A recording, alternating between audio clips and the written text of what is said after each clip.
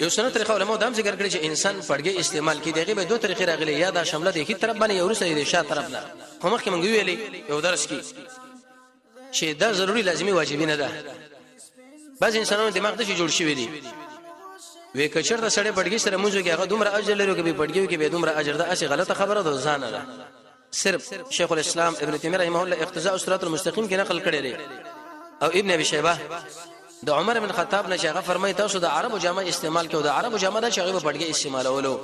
خدا پړګي واجب لري مولا سره پرم نه دی مولا باندې سم پر ځین ګرځول د نور کیسه کې به دي رسول الله د ټول شریک دی لکه څنګه چې مولا باندې دا شی ضروری ده قشن به کاکا باندې دا ضروری دی مولا له سبا په دې منبر کې بالکل د میخونه لګولې دي پړګي شته پړګي نشه مولا سره ما ته کله منظر ودرېږي چې بسر کې چې دغه شی به بار کی دي دا ناروا عمل دی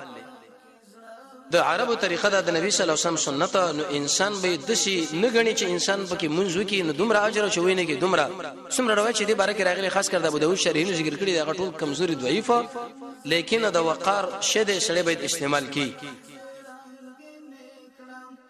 او مخکې موږ دا ویل چې د غیر صرف د منځ پر تخصیص ته نه